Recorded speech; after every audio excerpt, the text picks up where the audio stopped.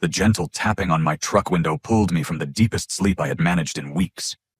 Dawn light filtered through the windshield as I blinked away confusion, my neck screaming from another night spent folded into the driver's seat. Through the glass, I saw my grandfather Samuel's weathered face, his expression shifting from curiosity to shock as recognition dawned. I rolled down the window, bracing myself for questions I wasn't ready to answer. "Son, what about the house I gave you? Didn't you like it?" His voice carried genuine concern tinged with bewilderment that cut straight through my carefully constructed defenses. The beautiful two-story home sat just 50 yards away, its wraparound porch and freshly painted shutters mocking my current circumstances. I couldn't meet his eyes, shame burning in my chest as the weight of my situation crashed down once again. I scrambled to find words that wouldn't shatter my grandfather's heart. But before I could speak, the sound of car doors slamming interrupted our moment. My mother, Patricia, emerged from her silver sedan, her perfectly styled blonde hair and designer clothes, creating a stark contrast to my rumpled appearance. She approached with that familiar expression of disapproval I had known my entire life, her lips pressed into a thin line that promised uncomfortable truths. "Patricia, thank goodness you're here," Samuel said, relief evident in his voice. "I found Finn sleeping in his truck. Something's wrong with the house situation." My mother's cold laugh sent ice through my veins. "Oh, Samuel, didn't anyone tell you we took it from him and gave it to his sister Emma? She has a family and deserves it more than some divorced man who can't get his life together." The words hit me like physical blows. 6 months ago, everything had seemed so different, so hopeful. My marriage to Jennifer had crumbled after 7 years, not because of infidelity or abuse, but because we had grown into different people with incompatible dreams. She wanted to climb the corporate ladder in Chicago, while I found satisfaction in my construction work here in Pine Ridge. The divorce had been amicable enough, though watching her pack our shared belongings had torn something fundamental inside me. During those dark weeks when I questioned everything about my future, Samuel had surprised me with an incredible gift. He had called me to his kitchen table, spread out legal documents, and pushed a deed across the worn wooden surface. The vacation home he had built with his own hands 40 years ago, the place where I had spent countless childhood summers learning carpentry and fishing in the nearby creek, was now mine. "I've been watching you, Finn," he had said, his blue eyes bright with determination. "You handled your divorce with dignity. You didn't fight dirty, didn't try to take what wasn't yours even when your lawyer said you could. That's character, son. That's the kind of man who deserves a second chance at happiness." I had been overwhelmed by his generosity, promising to restore the house to its former glory, and maybe even start a family there someday.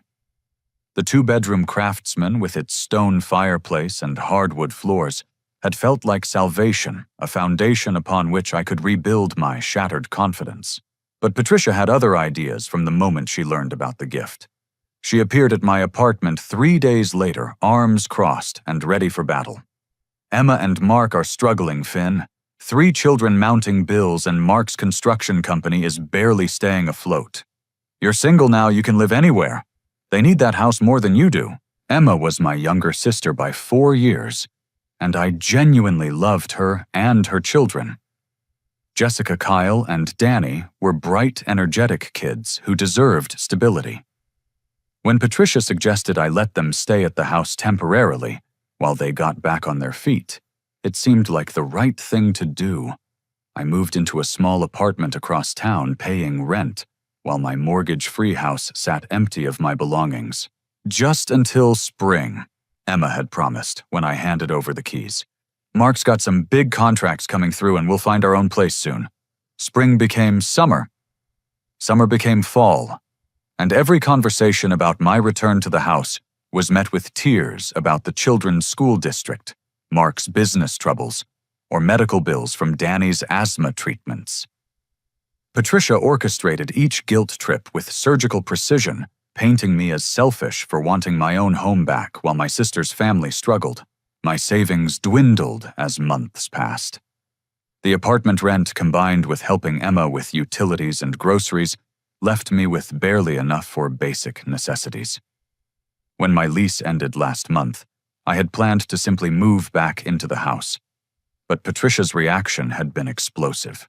"How dare you throw a family with 3 children onto the street? Your father would be ashamed of the man you've become, thinking only of yourself when your sister needs help." The mention of my deceased father, her favorite weapon in any argument, had stopped me cold. I ended up in a series of cheap motels until my money ran out completely 2 weeks ago. Since then, my pickup truck had served as bedroom closet and sanctuary. Now standing in my grandfather's driveway with the morning sun, highlighting the exhaustion in my face, the full scope of the betrayal became clear. This hadn't been temporary assistance. This had been a calculated transfer of ownership orchestrated by my mother and enabled by my sister's desperate circumstances. "You gave away my house?" Samuel's voice rose with each word, his face flushing red with anger I had never seen before. "Patricia, what have you done?" "I did what needed to be done," she replied smoothly, straightening her shoulders with defiant pride. "Finn has no children, no responsibilities except himself. Emma has 3 babies who need a home. It's simple mathematics, Samuel. The greater good always wins." The casual cruelty in her tone, the way she dismissed my life as expendable, finally broke something inside me that had been bending under pressure for months. I felt tears threatening not of sadness, but of rage at the manipulation, at the way my trust had been weaponized against me. Samuel's hands trembled as he processed what Patricia had revealed. The house he had lovingly built as a young man, the gift he had carefully planned to help his grandson start over, had been stolen through emotional blackmail and family politics. His legacy had been perverted into a tool for manipulation. That house was meant for Finn. He whispered, his voice breaking with emotion. I chose him specifically because of how he handled his divorce, how he put fairness above revenge. And you turned my gift into some kind of family welfare program. Patricia's mask of righteousness slipped slightly, revealing something uglier underneath. Your sentimental nonsense doesn't change reality, Samuel. Finn doesn't deserve nice things when he can't even keep a marriage together. The attack on my character felt like acid in an open wound. But watching my grandfather's face crumple with disappointment in his own daughter hurt far worse than any insult Patricia could deliver. Samuel's transformation from hurt grandfather to protective patriarch happened in seconds. His weathered hands, still strong despite his 78 years, pulled his cell phone from his pocket with determination I had rarely witnessed. Benjamin Walsh, please. This is Samuel Crawford, and I need you immediately. His voice carried authority that made Patricia take an involuntary step backward. I don't care if it's Saturday morning. This is an emergency. The speakerphone crackled to life, and his longtime attorney's familiar voice filled the morning air. Samuel, what's going on? You sound upset. Ben, someone has stolen the Pine Ridge property I deeded to my grandson. I need to know exactly what legal documents were required for that transfer, because I'm looking at a family member who claims they took it from Finn and gave it to his sister. The silence on the other end stretched uncomfortably before Benjamin responded. Samuel, that's impossible. The deed transfer we prepared 6 months ago requires your signature for any changes in ownership. You're the grantor, and only you can authorize modifications to that property title. Patricia's face went pale, but she rallied quickly. There must be some mistake. Emma and Mark showed me all the proper paperwork when they took over the house payments. What house payments? Benjamin's voice sharpened with legal precision. Samuel transferred that property free and clear. There are no payments, no mortgage, nothing. And Mrs. Crawford, if someone has been collecting money or signing documents claiming to represent Samuel's interests, that's fraud. My grandfather's blue eyes blazed as he focused on Patricia. Call Emma and Mark right now. Get them over here. Ben, stay on the line. Patricia's hands shook as she dialed Emma's number, her confidence evaporating with each passing second. When my sister answered, her voice came through clearly on the speaker. Mom, what's wrong? You sound strange. Emma, honey, I need you and Mark to come to Samuel's house immediately. Bring all the paperwork you have about the Pine Ridge property. What paperwork, Mom? You said everything was handled through your lawyer friend. We never signed anything official because you told us it was just a family arrangement. The truth hit like lightning in the silence that followed. Patricia had orchestrated the entire deception without involving Emma and Mark in the actual fraud, using their desperation and trust to move them into a house they had no legal right to occupy. Mrs. Crawford? Benjamin's voice cut through the tension. I'm going to need to speak with you privately about potential criminal liability. Samuel, I'm calling the sheriff's office to report possible forgery and property fraud. No. Patricia's composure finally cracked completely. This is family business. You can't involve the police in a family matter. Samuel's laugh was bitter and cold. You made it criminal business when you forged documents, Patricia. Ben, make those calls. Within minutes, Emma's minivan pulled into the driveway, followed by Mark's work truck. My sister emerged, looking confused and worried, her auburn hair pulled back in a messy ponytail, and exhaustion evident in her green eyes. Mark appeared even more distressed, his usually confident demeanor replaced by nervous energy that made him fidget with his keys. What's going on? Emma asked, immediately noticing my disheveled appearance and the tension radiating from our mother. Finn, why do you look like you slept in your truck? Because he did, Samuel said grimly. Emma, your mother told you that you had legal right to the house I gave Finn. What exactly did she show you to prove that? Emma's confusion deepened as she looked between Samuel and Patricia. She said you had changed your mind about giving it to Finn after his divorce, that you wanted it to go to someone who would really appreciate it. She showed us some papers that looked official. What papers? Emma. Benjamin's voice came through the phone speaker. Can you describe them? Mark stepped forward, his face ashen. Mr. Walsh, I work for Meridian Title Company. Patricia brought us documents that looked legitimate, showed Samuel's signature transferring the property to Emma.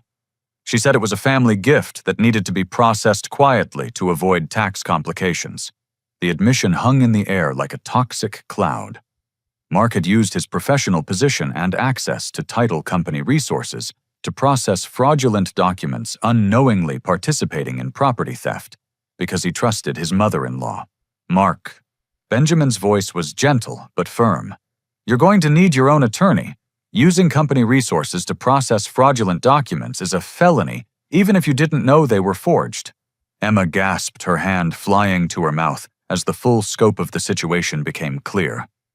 Mom, what did you do? You told us this was legal. Patricia's defensive anger reached a crescendo as she realized her carefully constructed deception was collapsing. I did what needed to be done for this family. Finn had everything handed to him his whole life, and when he finally faced some adversity, he fell apart. Emma deserved a chance at happiness, and those children needed stability, by lying and stealing. Samuel's voice shook with rage. By destroying trust between siblings and putting Mark's career in jeopardy, by making criminals out of good people. The sound of approaching sirens began to pierce the morning quiet, growing louder as Patricia's face cycled through denial, anger, and finally a strange kind of defiant pride. I regret nothing, she declared, lifting her chin in challenge. This family needed someone strong enough to make hard decisions, and I was the only one willing to do it. Emma's tears began falling as she understood how completely she had been manipulated. Mom, we never asked you to steal from Finn. We just needed help, not this. Jessica, Kyle, and Danny tumbled out of the minivan, drawn by the adult voices and tension they couldn't understand but instinctively feared. 9-year-old Jessica approached cautiously, her dark eyes moving between the adults with the heightened awareness children develop when their world becomes unstable. Grandma Patricia, she said in a small voice. Why is everyone yelling? And why does Uncle Finn look so sad? The innocent question pierced through the legal complexities and adult manipulations, reducing the situation to its emotional core. A child had noticed her uncle's pain, while the adults around her had been too caught up in schemes and justifications to see his suffering. Patricia knelt beside Jessica, her voice softening with genuine affection for her granddaughter. "Sometimes adults have to make difficult choices to protect the people they love, sweetheart. Uncle Finn will be fine." But Jessica's perceptive gaze remained fixed on my face, taking in the exhaustion and hurt I couldn't hide. "He doesn't look fine, Grandma. He looks like he's been crying." The sheriff's patrol car pulled into the driveway just as Benjamin Walsh's voice returned to the speakerphone. "Samuel, I've spoken with the district attorney's office. Given the property values involved and the use of fraudulent documents, we're looking at multiple felony charges. Mrs. Crawford needs to understand the serious legal consequences of her actions." Patricia stood slowly, her face cycling through emotions, as the reality of her situation finally penetrated her defiant facade. The police officer approached our group with professional caution, his hand resting near his radio as he assessed the family drama unfolding before him. "Good morning, folks. I'm Officer Ryan Torres. We received a report of possible property fraud. Who called this in?" Samuel stepped forward, his grandfather's protective instincts overriding everything else. "I did, officer.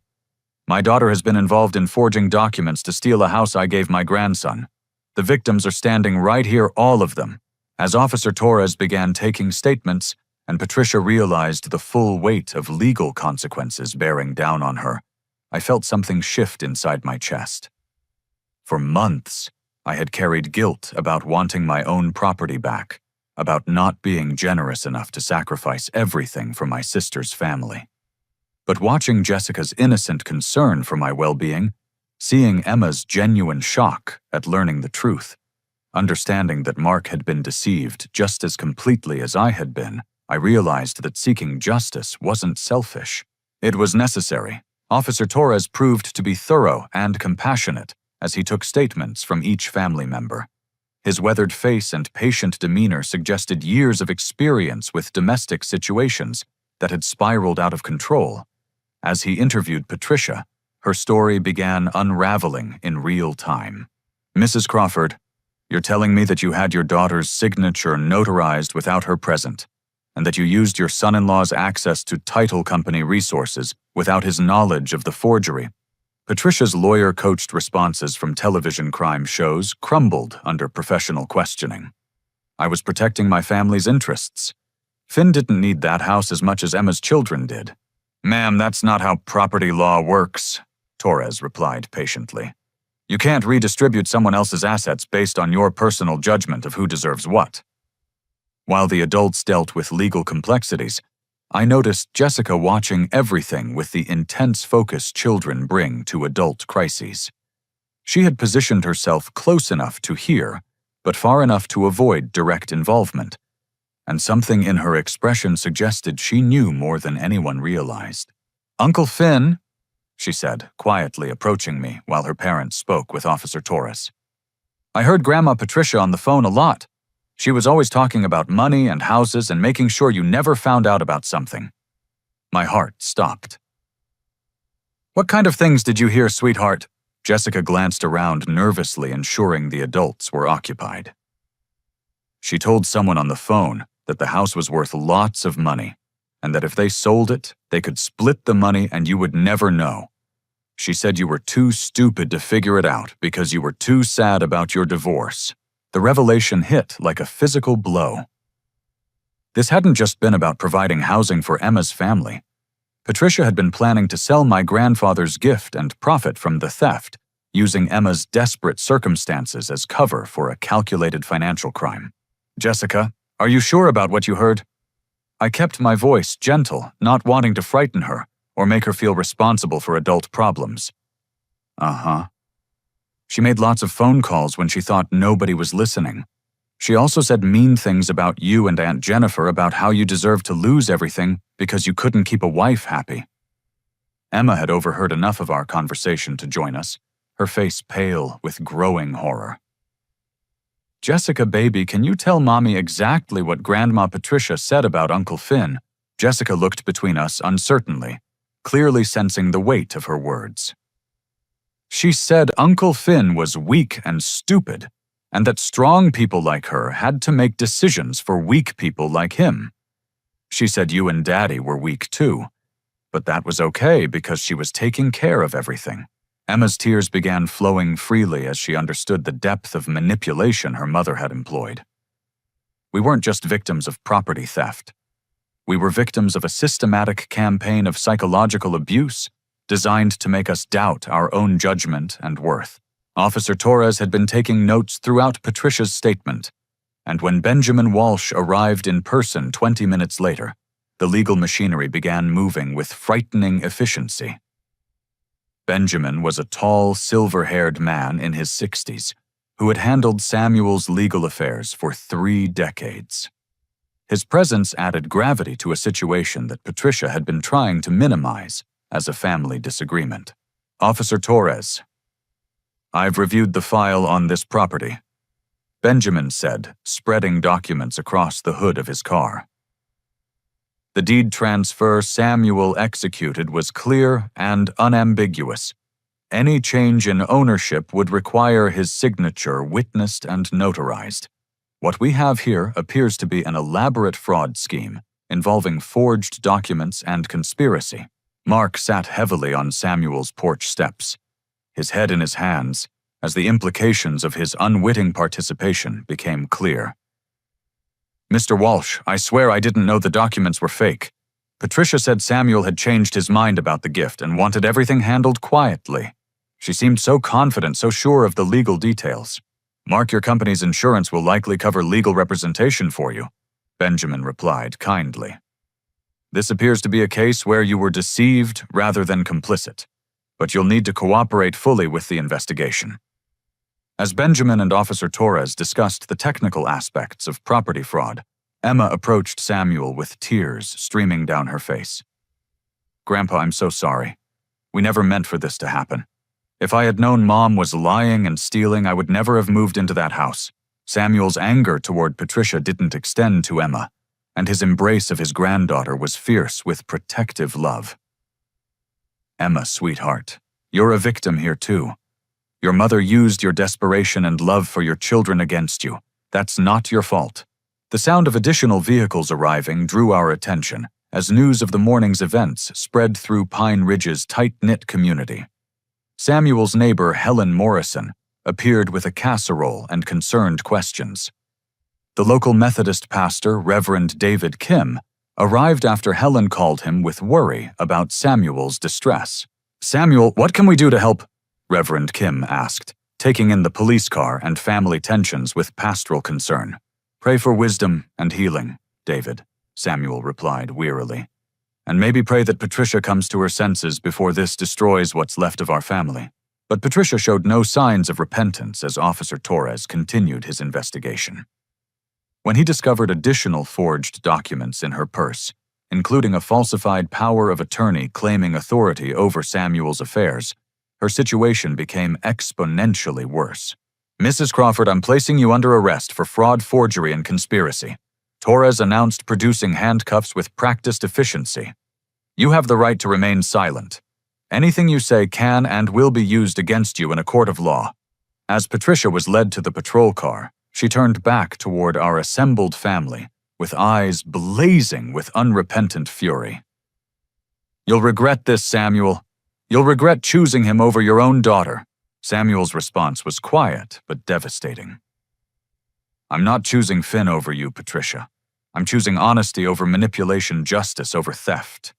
You chose your path when you decided to steal from your own son. The patrol car disappeared down the street, taking Patricia toward a booking process that would formally begin her journey through the criminal justice system. Emma collapsed into Mark's arms, overwhelmed by the destruction her mother had wrought in their lives. What are we going to do? She whispered. Where are we going to live? How do we explain this to the children? Jessica, Kyle, and Danny had been watching the adult drama with the silent intensity children bring to family crises. Kyle, age 7, finally spoke up with the directness only children possess. Are we in trouble because Grandma Patricia did something bad? The question hung in the air as Emma struggled to find age-appropriate explanations for adult criminality and family betrayal. How do you tell children that their beloved grandmother is actually a manipulative thief who used their desperation as cover for her schemes? Samuel knelt beside his great-grandchildren, his voice gentle but honest. Your grandma made some very bad choices that hurt people she's supposed to love. That's not your fault, and it doesn't change how much your family loves you. But what about our house? Danny asked, his 5-year-old concern focused on the practical reality of their living situation. The question everyone had been avoiding finally surfaced.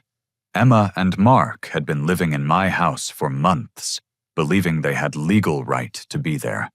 Their children had been enrolled in the local school district, had made friends in the neighborhood, had begun to think of the place as home.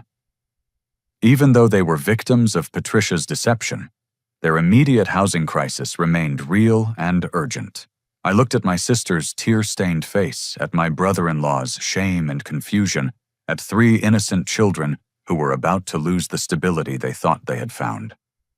The anger I felt toward Patricia for her manipulation was matched by compassion for Emma's family, who had been pawns in a game they never understood they were playing. Emma, I said slowly, you and the kids can stay at the house while we figure this out. This mess isn't your fault, and those children shouldn't suffer because of Patricia's crimes. Samuel's proud smile told me I had chosen correctly, but Emma's fresh tears suggested the complexity of accepting help from someone she had unknowingly wronged. Finn, I can't take charity from you after what happened. It's not right. It's not charity, I replied firmly. It's family taking care of family the right way with honesty and consent instead of lies and theft. As emergency housing arrangements were discussed and legal procedures planned, Jessica approached me one final time before her family prepared to leave. Her small hand slipped into mine as she looked up with the serious expression children wear when delivering important truths. Uncle Finn, I'm glad you're not weak like Grandma Patricia said. Strong people help each other instead of hurting each other.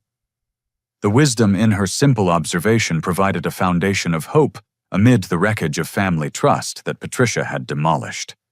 Perhaps healing was possible, but only if we built it on truth instead of manipulation, justice instead of theft, love instead of control. The legal battle was just beginning, but for the first time in months, I felt like I was fighting for something worthwhile, rather than simply surviving from day to day. 3 weeks after Patricia's arrest, the ripple effects of her crimes continued expanding through our family and community. She sat in county jail stubbornly refusing the plea deal that would reduce her charges in exchange for full restitution and cooperation. Her public defender, a weary young woman named Sarah Chen, had visited Samuel twice, trying to convince him to encourage Patricia toward accepting responsibility. Mr. Crawford, your daughter is facing 20 to 25 years if this goes to trial, and she's convicted on all counts, Sarah had explained during her second visit. The district attorney has evidence of systematic fraud going back several years, not just the house situation. The revelation that Patricia's criminal behavior extended beyond my stolen house had shaken Samuel to his core. Benjamin Walsh's investigation had uncovered forged documents related to Samuel's investment accounts, falsified insurance claims, and even identity theft involving deceased relatives. Patricia had been running sophisticated financial schemes for years, using family trust and her knowledge of personal information to commit crimes none of us had suspected. Meanwhile, Emma's world had collapsed in ways that went far beyond housing insecurity. Mark's suspension from Meridian Title Company had become permanent termination when the investigation revealed the scope of fraudulent documents processed through his access codes. Even though he had been deceived, the company couldn't risk liability from an employee whose security had been compromised. I've been in title insurance for 15 years, Mark told me as we sat on Samuel's porch, watching his children play in the yard. Clean record, good references, respected in the industry. Now I can't get hired anywhere because Patricia turned me into an unwitting accessory to fraud. The financial pressure on Emma's family had become crushing. Without Mark's income, and with legal bills mounting, they faced bankruptcy in addition to homelessness. Emma had taken a part-time job at the local grocery store, but her wages barely covered gasoline and groceries, much less rent or utilities. Samuel and I had been discussing long-term solutions when my phone rang with a number I hadn't seen in 8 months. Jennifer's name on the caller ID made my heart skip in ways I thought I had moved beyond. "Finn, I saw the news story about your family situation. I'm so sorry about what happened to you." Her voice carried the familiar warmth that had initially drawn me to her, but also a new quality of uncertainty that suggested she had reasons for calling beyond simple sympathy. We talked for 45 minutes, a conversation that began with concern for my welfare and gradually moved toward revelations that changed everything I thought I understood about our divorce. Patricia contacted me 3 months before I filed for divorce. Jennifer admitted, her voice heavy with guilt and regret. She said she was worried about you, that you had been drinking heavily and showing signs of anger management problems. She showed me photographs that looked like you passed out drunk medical records that suggested you had sought treatment for depression, even a police report about a domestic disturbance at our house. The revelation hit like ice water. "Jennifer, I never had any drinking problem. I've never been arrested for domestic violence. Those documents were fake." "I know that now," she whispered. After seeing the news about her arrest for forgery, I took everything to a private investigator. The photographs were digitally manipulated. The medical records were completely fabricated. The police report was created using letterhead from a different jurisdiction entirely. The scope of Patricia's manipulation was staggering. She hadn't simply stolen my house. She had systematically destroyed my marriage using sophisticated deception, designed to isolate me from the person who loved me most. My divorce, which I had blamed on incompatible life goals and communication failures, had actually been the result of calculated sabotage by my own mother. "Why didn't you talk to me about these concerns?" I asked, struggling to process the betrayal. "She made me promise not to confront you directly. She said addiction and mental health issues made you dangerous when challenged, that she was protecting me by handling the situation quietly. She seemed so knowledgeable about family intervention strategies, so concerned about getting you help." Jennifer's tears were audible through the phone as she continued. "She convinced me that leaving you was the only way to force you to face your problems and seek treatment. She said enabling your behavior by staying would actually harm your recovery chances." The psychological manipulation Patricia had employed was breathtaking in its sophistication. She had used Jennifer's love for me as a weapon against our marriage, convincing her that divorce was actually an act of care rather than abandonment. She had destroyed my relationship using my wife's compassion and concern for my well-being. "Finn, I need you to know that I never stopped loving you. I left because I thought staying would hurt you more than leaving. Patricia convinced me that tough love was the only way to save your life." The conversation left me emotionally exhausted, but also strangely hopeful. For months, I had carried guilt about failing as a husband, wondering what I could have done differently to save our marriage. Learning that external manipulation had poisoned our relationship didn't immediately heal the damage, but it provided context that made forgiveness possible for both of us. When Jennifer offered to testify against Patricia and help with Emma's children during the ongoing crisis, I felt something shift in my understanding of what family actually meant. Real family support came through honesty and choice, not manipulation and coercion. "I want to help however I can," Jennifer continued. "And Finn, I want to explore whether we might have a chance to rebuild what Patricia destroyed, if you're open to that possibility."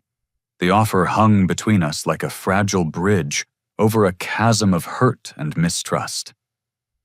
Too much had happened for simple reconciliation, but perhaps healing was possible if we built it on truth instead of the lies that had torn us apart. 2 days later, Jennifer arrived at Samuel's house with homemade cookies for Emma's children and a thick folder of evidence documenting Patricia's manipulation of our marriage. Her presence felt both familiar and strange, like revisiting a favorite place after a long absence to find it changed but still recognizable. Emma's reaction to meeting Jennifer was complicated by guilt over unknowingly benefiting from the destruction Patricia had caused. "I'm so sorry," she told Jennifer immediately. "I had no idea Mom had been sabotaging your marriage. If I had known, I would never have moved into that house. Emma, you were a victim too," Jennifer replied gently. "Patricia used all of us against each other. The important thing now is healing the damage and making sure she can't hurt anyone else." Jessica, Kyle, and Danny warmed to Jennifer, quickly drawn by her genuine interest in their artwork and school activities. Watching her natural interaction with children, I remembered why I had once imagined building a family with her. Patricia's lies had convinced Jennifer that I was an unstable, dangerous partner, but seeing her comfortable rapport with my nephew and nieces suggested she hadn't lost faith in my character entirely.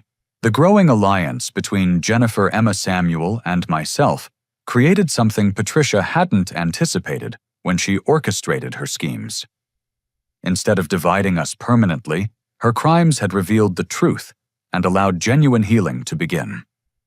We were building relationships based on honesty, mutual support, and chosen commitment rather than obligation and manipulation. Benjamin Walsh called that afternoon with updates on the criminal case and a surprising piece of news. "Finn, the district attorney's office, has been investigating Patricia's financial activities for several months independent of your property case. It appears your situation gave them the final evidence they needed for charges they'd been building." The investigation had revealed that Patricia had been stealing from elderly clients at the insurance office, where she worked part-time, using her access to personal information for identity theft and insurance fraud. My stolen house was actually the smallest part of a criminal enterprise that had victimized dozens of families over several years. The good news, Benjamin continued, is that restitution from her other crimes will likely cover Mark's legal expenses and provide some compensation for the damage to his career. The bad news is that her total liability is over $400,000, meaning she'll probably never see the outside of a prison cell again. The finality of Patricia's situation settled over our family like a heavy blanket. She had chosen criminality over honesty, manipulation over love, greed over family loyalty. The consequences would extend far beyond her own life, affecting her children, grandchildren, and every relationship she had poisoned with her deception. That evening, as Jennifer helped Emma prepare dinner while Samuel played chess with Kyle, I experienced something I hadn't felt in months: peace. Not the absence of problems, because we still faced significant challenges, but the presence of genuine human connection built on truth and mutual respect. Emma approached me as we cleaned dishes, her voice quiet with emotion. "Finn, I don't know how to thank you for letting us stay in the house while we figure things out. After everything that happened, your kindness doesn't make sense." "It makes perfect sense," I replied. "Patricia hurt all of us, but we don't have to keep hurting each other. We can choose to be the kind of family she never was." Jessica overheard our conversation and added her own observation with the directness children bring to complex situations. "Uncle Finn, you're like the opposite of Grandma Patricia. She made people feel bad about themselves, but you make people feel good." The contrast was striking and illuminating. Patricia had built her identity around control manipulation and the belief that she was smarter than everyone around her. But her intelligence had been used for destruction rather than creation, leaving a trail of damaged relationships and broken trust. We were choosing a different path, one that required vulnerability and faith in each other's goodness. It was harder than manipulation because it required genuine change rather than simply finding new victims, but it offered the possibility of authentic connection that Patricia's methods could never achieve. As the evening wound down and Jennifer prepared to return to her hotel, she paused at the door with a question that carried weight far beyond its simple words. "Finn, would you be interested in having dinner tomorrow?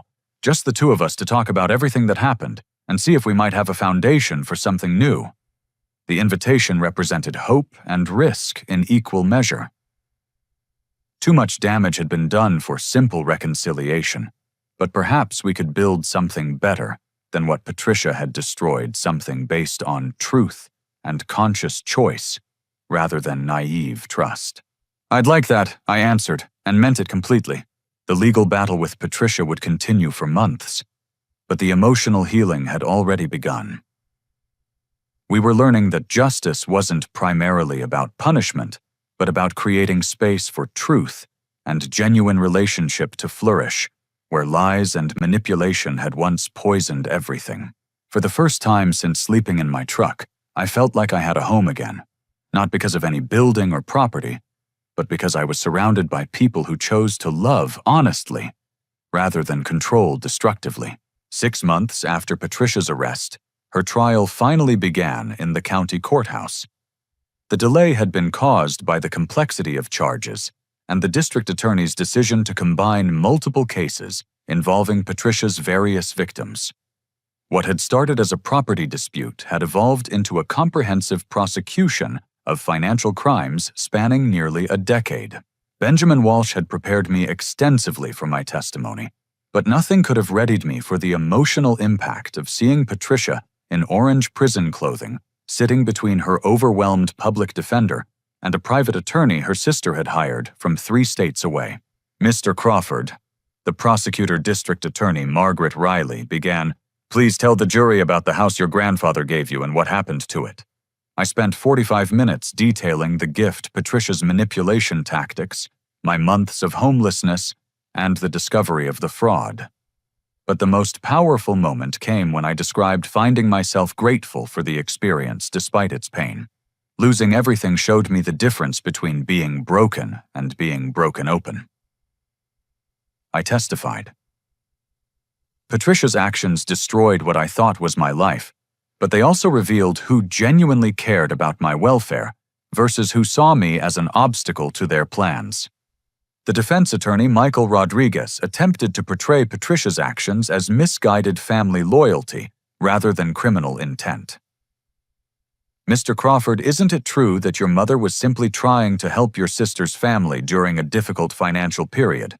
"Sir, there's a difference between helping family and stealing from family," I replied. "Help involves honesty, communication, and respect for everyone involved. What Patricia did involved lies, forged documents, and treating me like my needs and rights didn't matter."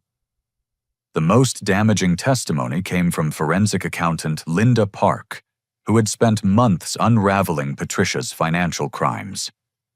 Her presentation revealed a pattern of theft and fraud that targeted elderly clients, family members, and anyone who trusted Patricia with access to their personal information.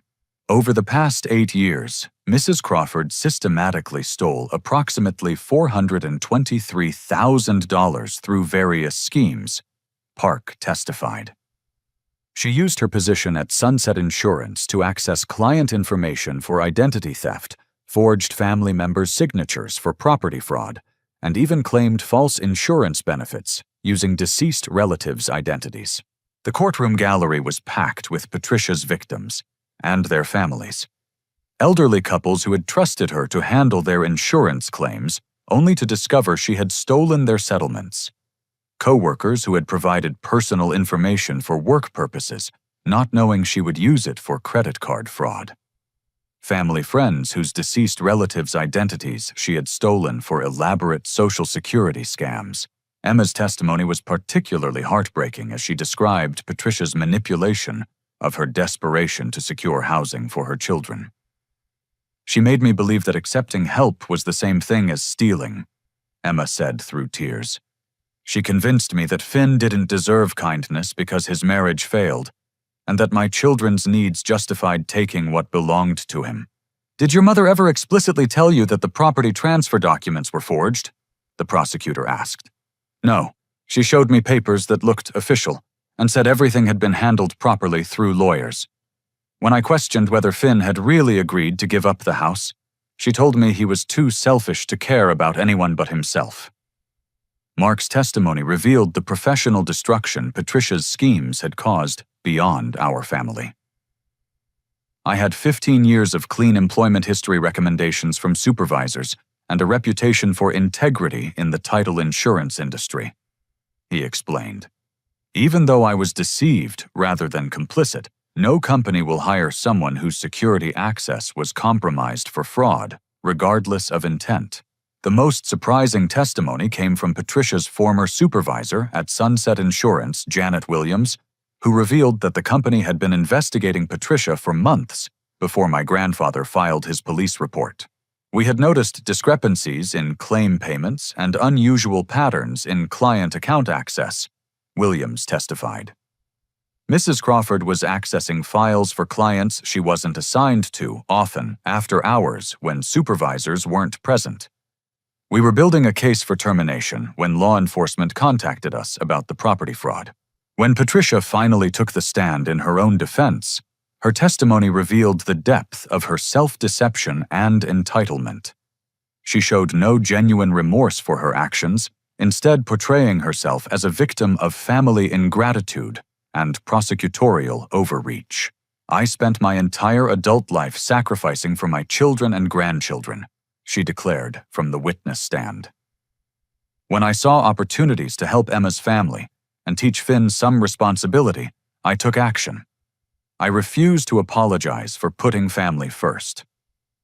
"Mrs. Crawford," the prosecutor responded, "you forged your father-in-law's signature, stole your son's property, and used your position to commit identity theft against elderly clients.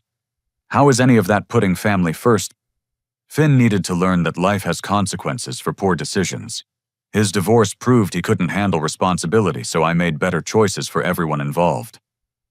The arrogance and lack of accountability in Patricia's testimony seemed to shock even her own attorneys. She had spent months in jail, but learned nothing about the impact of her actions on other people's lives. Jennifer's testimony about the destruction of our marriage through manufactured evidence proved particularly damaging to Patricia's claims of family loyalty. "Mrs. Crawford didn't destroy their marriage to help anyone," Jennifer stated. "She destroyed it to isolate her son and make him more vulnerable to her control. She used my love for Finn as a weapon against both of us." The defense's closing argument attempted to frame Patricia as a well-meaning mother whose protective instincts had led her astray. Ladies and gentlemen of the jury, Patricia Crawford is guilty of poor judgment and misguided family loyalty, not the sophisticated criminal enterprise the prosecution has described. But the prosecutor's closing statement focused on the systematic nature of Patricia's crimes and their devastating impact on multiple families. This defendant didn't make mistakes. She made choices.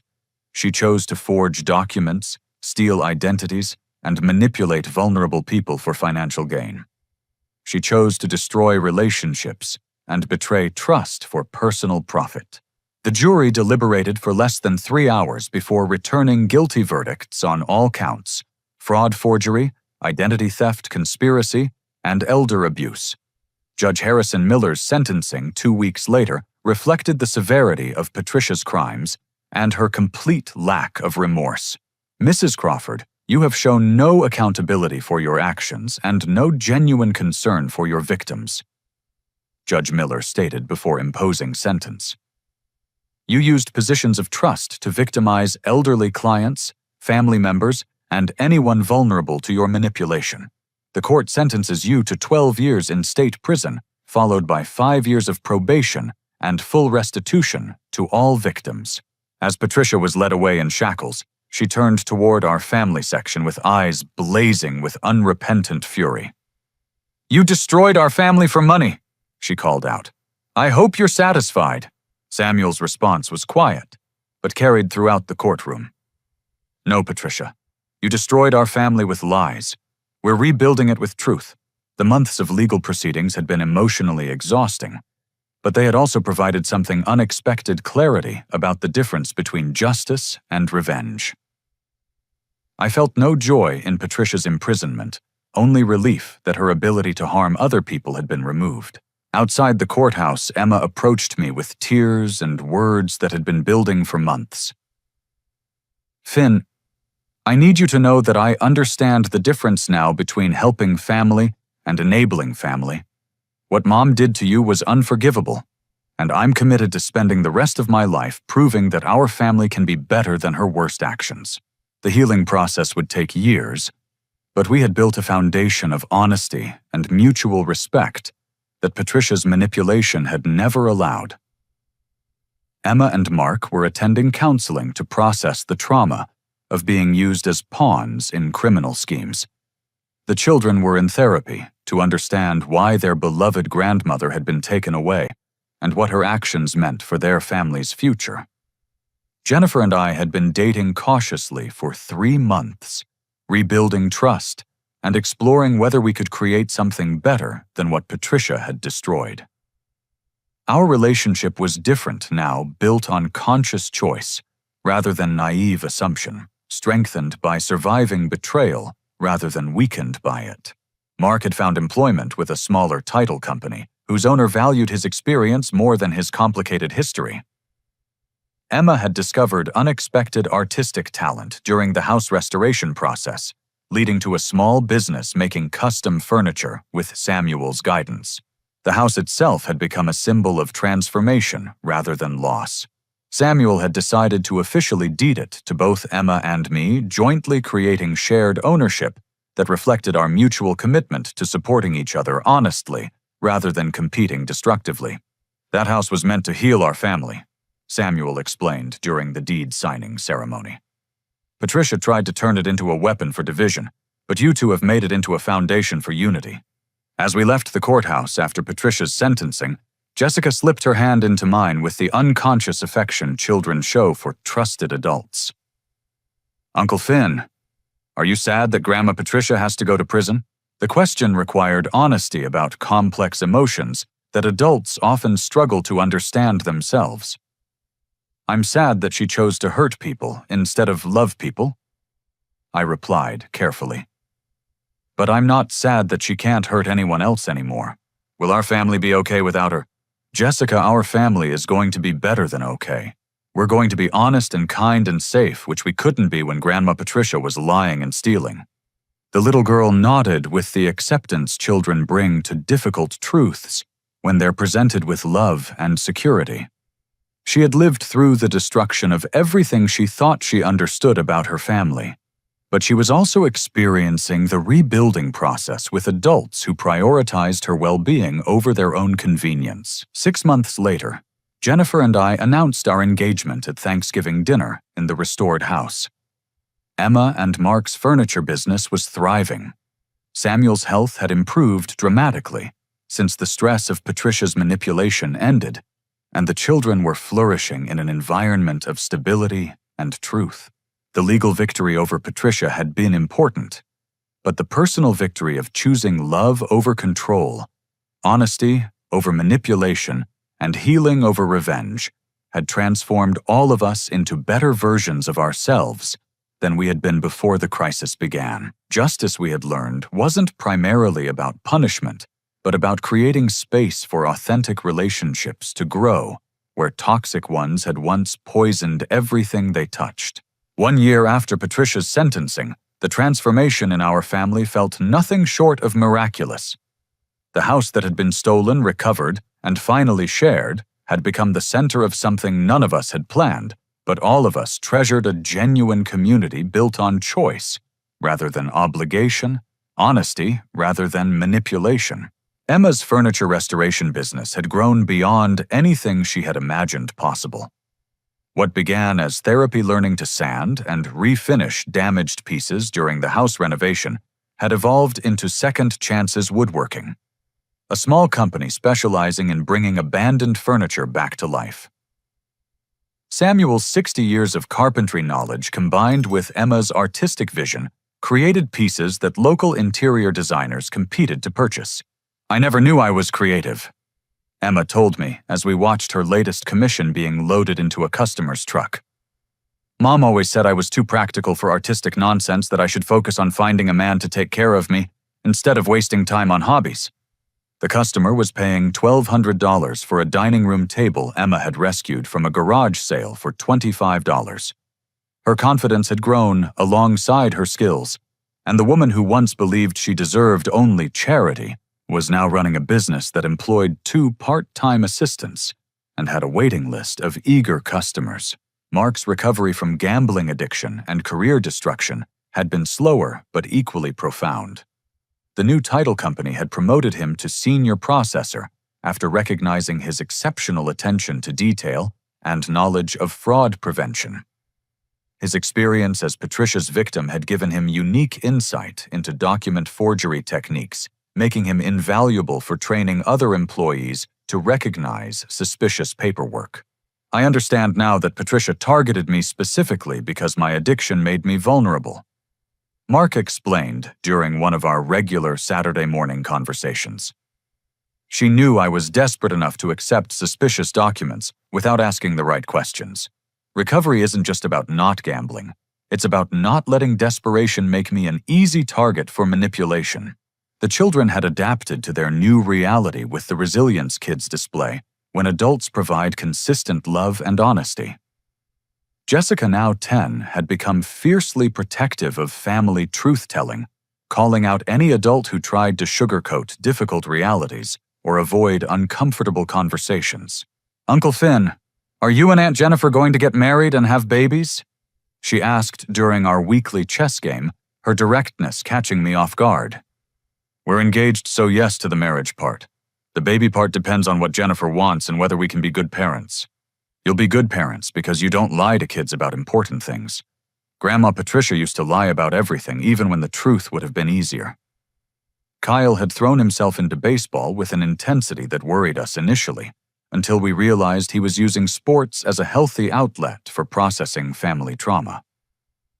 His coach mentioned that Kyle was the most coachable player he had seen in 20 years of youth athletics, eager to learn from mistakes, rather than defensive about criticism. "Coach says I'm good at listening to advice and changing what doesn't work," Kyle told me proudly after a game where he had successfully adjusted his batting stance mid-game. "That's because Uncle Finn taught me that smart people change their minds when they get new information." Danny, now 6, had become Samuel's constant shadow, following his great-grandfather around the workshop, with the focused attention children bring to beloved adults. Samuel's patience in teaching woodworking basics to a kindergartner had been therapeutic for both of them. "Great-grandpa, why did Grandma Patricia get so angry when people told her she was wrong?" Danny asked during one of their afternoon projects. Samuel's response reflected wisdom earned through painful experience. "Some people think admitting mistakes makes them weak, Danny. But really, admitting mistakes is how strong people become stronger. Your grandma never learned that lesson." Jennifer's integration into our reconstructed family had been gradual but authentic. Her relationship with Emma had evolved from awkward apology to genuine friendship, bonded by shared experience of Patricia's manipulation. They had started a monthly book club that included several neighborhood women creating social connections. Neither had prioritized during their previous focus on survival. "I forgot how much I enjoyed having female friends," Jennifer told me as we prepared dinner for one of their book club meetings. Patricia had convinced me that Emma resented my education and career success, that family relationships were naturally competitive rather than supportive. The book club conversations had become therapeutic sessions where women shared experiences of manipulation, gaslighting, and recovery. Several members had dealt with controlling mothers, abusive partners, or toxic work environments. Their discussions revealed patterns of behavior that helped everyone recognize manipulation tactics before becoming victims. Patricia wasn't uniquely evil, Jennifer observed after a particularly intense book club discussion. She was an extreme example of controlling behavior that many people experience in smaller doses. Learning to identify those patterns helps protect us from future manipulation. My construction business had benefited unexpectedly from the media attention surrounding Patricia's trial. Local news coverage of the family fraud case had portrayed me sympathetically, leading to numerous calls from potential customers who wanted to support someone who had overcome difficult circumstances through honest work. Finn Crawford Restoration now specialized in helping families renovate properties with emotional significance, inherited homes, divorce properties, houses recovering from damage or neglect. The combination of construction skills and understanding of trauma had created a niche market I never knew existed. You understand why these projects matter to people, my customer Helen Morrison explained as we finished restoring the kitchen in her late mother's house. This isn't just about new cabinets and paint. It's about healing old wounds and creating new memories. The most surprising development had been Samuel's renewed energy and health. At 79, he was more active and engaged than he had been in years, freed from the constant stress of Patricia's drama and manipulation.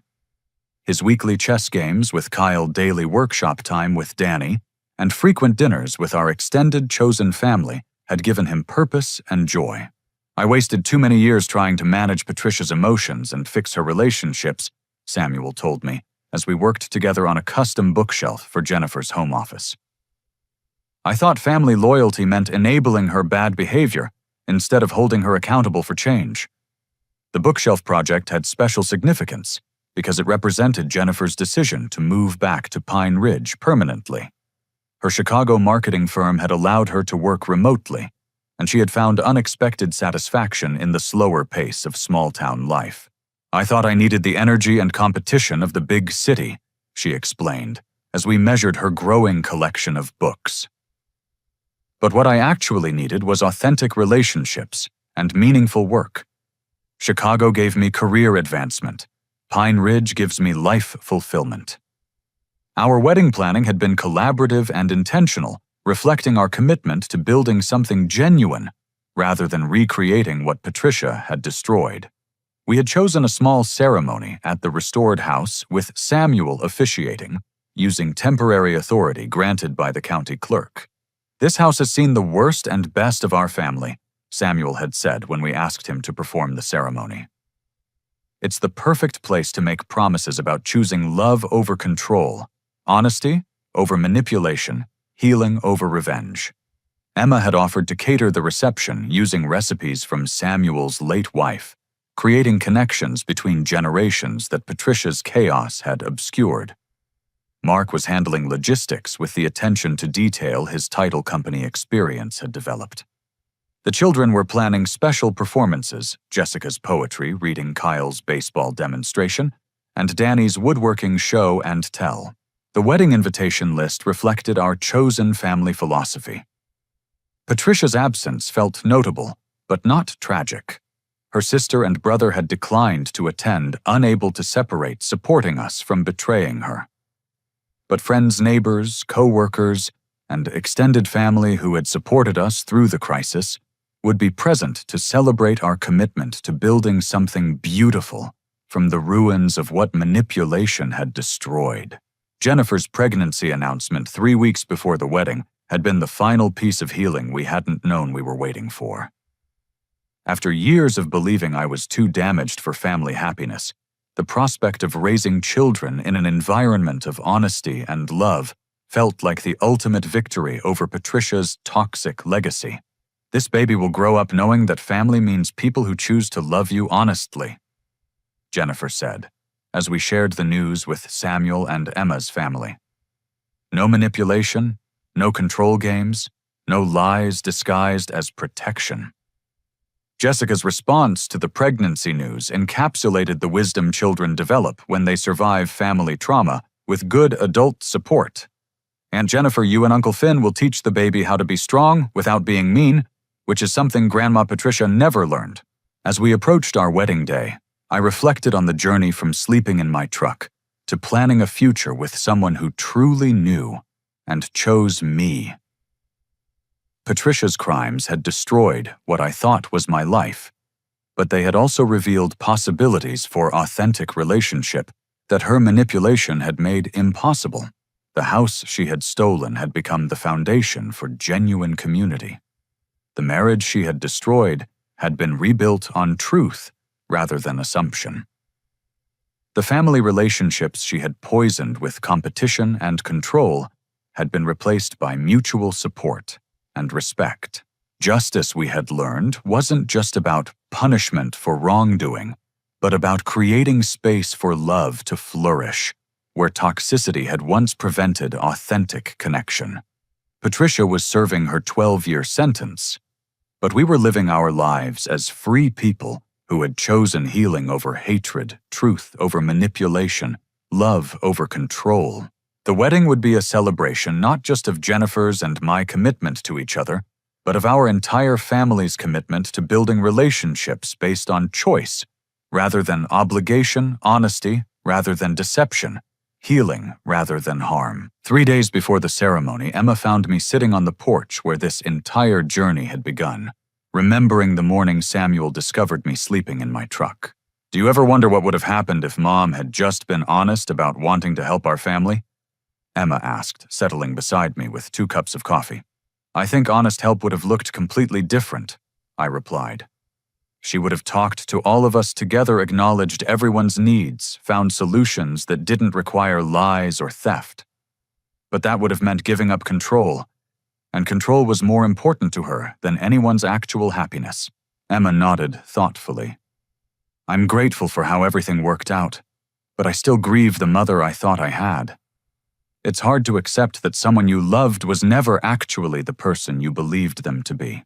The love was real, even if the person wasn't who we thought I offered. We can miss the relationship we thought we had while still protecting ourselves from the reality of who she actually was." As the sun set behind the trees Samuel had planted 40 years ago, I felt profound gratitude for the journey that had brought us to this point. The sleeping in my truck had been necessary to wake me up to Patricia's manipulation. The theft of my house had been necessary to reveal the depth of her deception. The destruction of my marriage had been necessary to understand the difference between love and control. Everything painful had been transformed into something meaningful through our choice to respond with healing rather than hatred, truth rather than retaliation, love rather than the manipulation that had caused so much damage. In 3 days, Jennifer and I would promise to build our marriage on the foundation of honesty and mutual respect that surviving Patricia's crimes had taught us to value above everything else. The house that had been stolen and recovered would host a celebration of love that transcended blood ties and legal obligations, creating chosen family bonds stronger than anything manipulation could destroy. 2 years after that morning when Samuel found me sleeping in my truck, our wedding day dawned with the kind of perfect autumn weather that feels like a blessing. The house stood ready for celebration, its restoration complete not just physically, but spiritually transformed from a symbol of theft into a foundation for chosen family love. Jennifer looked radiant in the simple white dress she had chosen her pregnancy, just beginning to show as a gentle curve that spoke of new life growing from the ashes of old pain. As Samuel prepared to officiate our ceremony, I felt overwhelmed by the journey that had brought us to this moment of pure joy. Finn and Jennifer. Samuel began, his voice strong despite his 80 years. "You have traveled through darkness to reach this light. Your love has been tested by manipulation, betrayed by lies, and nearly destroyed by forces beyond your control. But you have chosen to rebuild on truth rather than assumption, forgiveness rather than bitterness, hope rather than fear." The small gathering included everyone who mattered: Emma's family, Jennifer's parents, who had flown in from California, neighbors who had supported us through the crisis, co-workers who had become friends, and several members of Jennifer's book club who had become chosen sisters in healing. Emma's catering was flawless, but more importantly, it represented her transformation from victim to entrepreneur, from someone who believed she deserved only charity to a woman building her own success through talent and determination. Mark's logistics management reflected his growth from desperate gambler to responsible family man who understood the value of honest work and genuine relationships. The children's performances were perfection. Jessica's poetry, reading about families that choose love instead of lies, brought tears to every adult present. Kyle demonstrated the batting techniques he had learned through patient practice and honest feedback from coaches who cared about his growth, rather than their own egos. Danny presented a small wooden jewelry box he had crafted with Samuel's guidance, explaining each step of the process with 6-year-old precision. The most unexpected moment came during the reception, when the mail carrier arrived with a special delivery letter addressed to Samuel. The return address showed the state correctional facility where Patricia was serving her sentence. "Should I read it now or wait until after the celebration?" Samuel asked, holding the envelope with hands that trembled slightly. "Read it now," Jennifer encouraged gently. "Whatever it says, we're all here together to handle it." Samuel opened the letter carefully and read silently for several minutes, his expression cycling through surprise sadness, and finally something approaching peace. "She's written an apology," he announced to our gathering. "A real one, not the manipulative kind she used to offer when she got caught doing something wrong." He cleared his throat and began reading Patricia's words aloud. "So, Dad, I know I have no right to contact you on Finn's wedding day, but I needed you to know that prison has given me time to understand what I really did to our family. I destroyed trust, stole from people I claimed to love, and used everyone's desperation and kindness against them. I told myself I was helping, but I was really just controlling everyone because I couldn't control my own fears and failures. I don't expect forgiveness, and I don't deserve contact with the grandchildren whose lives I damaged with my selfishness. But I want you to know that I understand now why you chose justice over enabling my behavior. You tried for years to help me change, and I responded by becoming more manipulative and destructive. Please tell Finn that his mother is proud of the man he became, despite having me as an example of how not to love people. Tell Emma that her strength in choosing truth over loyalty to me shows the kind of mother she is, and the kind of woman I never learned to be. Tell Jennifer that I'm sorry I stole years of happiness from both of them with my lies, and that I hope their new marriage will be everything their first one could have been without my interference. I'm not asking for visits or letters or inclusion in your lives. I'm asking for the chance to spend my remaining years becoming the kind of person who would have deserved your love, instead of demanding it through manipulation and guilt. I love you all more than I ever knew how to show, and I'm sorry it took losing everything to learn what love actually means. Patricia!" The silence that followed was profound and complicated. Patricia's letter showed genuine accountability for perhaps the first time in her adult life, but it also raised questions about forgiveness, second chances, and the difference between understanding someone's pain and trusting them with your vulnerability again. "She sounds different," Emma said quietly. "Less defensive, more honest about what she actually did and why it was wrong. Prison has a way of forcing people to face reality when they can't manipulate their environment anymore," Samuel replied. "Whether this change is permanent or just another strategy remains to be seen." Jennifer took my hand as we processed Patricia's words together. "I'm glad she's taking responsibility, but I'm also glad she understands that accountability doesn't automatically restore relationship. Some damage is too deep for simple apology to heal." I felt a complex mix of emotions reading my mother's first honest communication in years. Relief that she finally understood the impact of her actions, sadness for all the years wasted on manipulation instead of love and wariness about whether this insight would last beyond her current circumstances. "I appreciate her taking responsibility," I said finally. "But I'm not ready for contact, and I may never be. Understanding why someone hurt you doesn't obligate you to welcome them back into your life."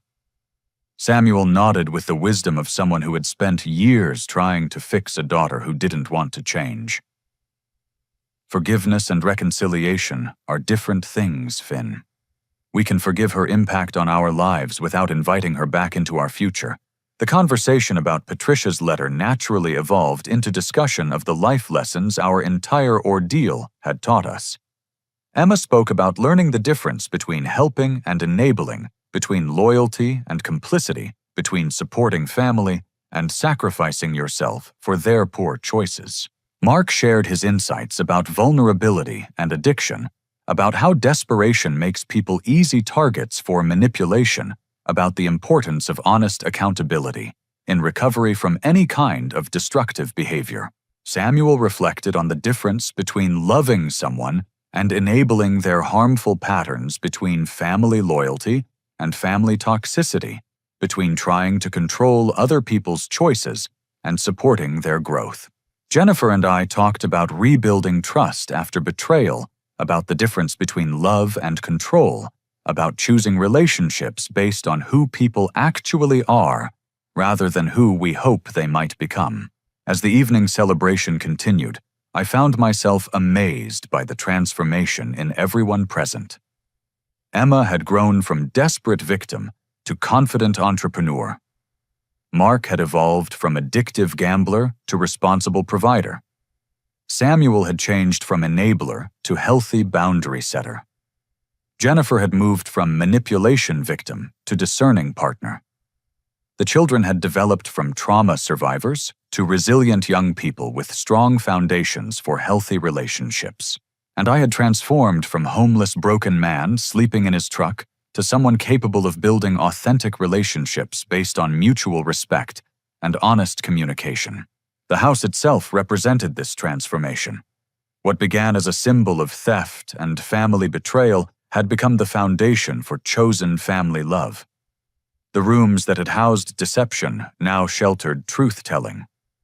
The kitchen where lies had been planned now served meals prepared with genuine care. The porch where Patricia had revealed her crimes now hosted celebrations of healing and growth. As our wedding guests prepared to leave, Jessica approached Jennifer and me with the serious expression she wore when delivering important observations. "Aunt Jennifer, Uncle Finn, I'm glad you waited until after all the bad stuff to get married again. Now you know how to choose each other for real, instead of just hoping everything will work out." Her comment encapsulated something profound about second chances and the difference between naive hope and informed choice. Jennifer and I weren't recreating our first marriage. We were building something entirely new based on who we had become through surviving betrayal and choosing healing. "You're right, Jessica," Jennifer replied. "Sometimes you have to lose something to understand what it's really worth and how to protect it properly." As the last guests departed and we began cleaning up from the celebration, I reflected on the complete transformation of my circumstances. 2 years ago, I had been homeless, broken, convinced I was a failure at relationships and family loyalty. Tonight I was married to someone who truly knew and chose me, surrounded by family relationships built on honesty and mutual support, living in a home that represented victory over manipulation and control. The baby Jennifer and I were expecting would grow up in an environment none of us had experienced as children.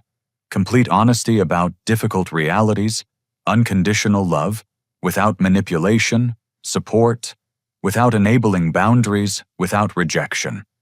Patricia's crimes had inadvertently given us the opportunity to break generational patterns of dysfunction and create something healthier for future generations. "Finn," Samuel said, as we finished putting away chairs and tables, "I want you to know that watching you choose healing over hatred, justice over revenge, love over control, has been the greatest pride of my life.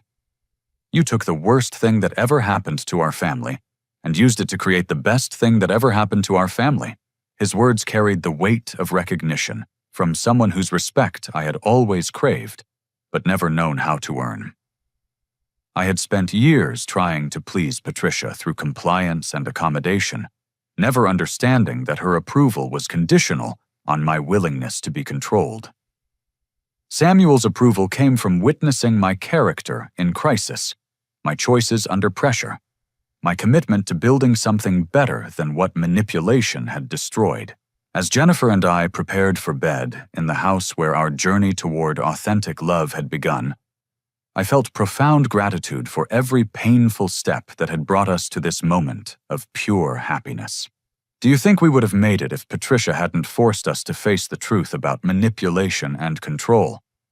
Jennifer asked, as we settled into our shared future.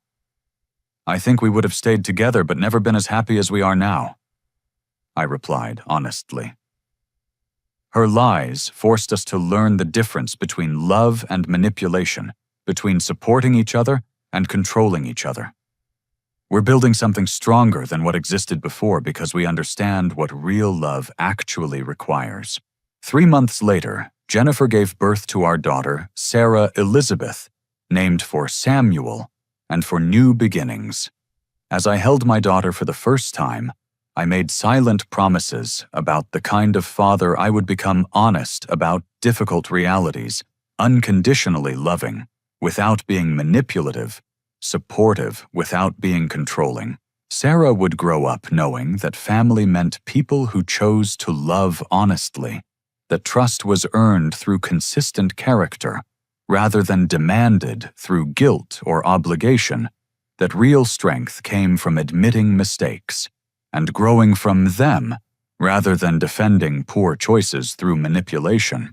Patricia remained in prison with 7 more years left on her sentence. Whether her newfound accountability would last remained unknown, but our family's healing didn't depend on her transformation. We had learned to build relationships based on who people actually were, rather than who we hoped they might become. The house continued to serve as a symbol of chosen family love. Emma's furniture business had expanded to include custom pieces for other families, rebuilding from trauma. Mark's expertise in fraud prevention had led to consulting opportunities that helped protect other families from financial manipulation.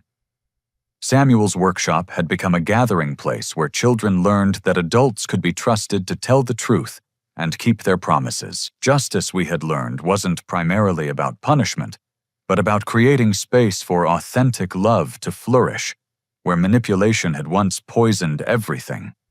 Patricia's crimes had inadvertently given us the greatest gift possible, the opportunity to learn what family relationships looked like when built on choice rather than obligation, honesty rather than control, love rather than manipulation. As I rocked my daughter to sleep in the house where I had once been homeless, I reflected on the complete transformation that began with sleeping in my truck and ended with building a family based on truth, respect, and genuine care for each other's well-being. Sometimes losing everything is the only way to discover what truly matters. Sometimes betrayal is necessary to understand the difference between love and control. Sometimes justice is less about punishment and more about protection, less about revenge, and more about creating space for healing. Patricia's 12-year sentence would eventually end, but the family we had built from the ruins of her manipulation would last for generations. We had chosen love over control, truth over lies, healing over hatred. And that choice had made all the difference. I want to ask you something important. Have you ever experienced manipulation from someone you trusted? And how did you find the strength to choose healing over revenge? Your story could help others who are facing similar challenges with toxic family members or controlling relationships. If this story touched your heart or reminded you of your own journey through family betrayal, please take a moment to like this video and share it with someone who might need hope that healing is possible even after the deepest betrayal.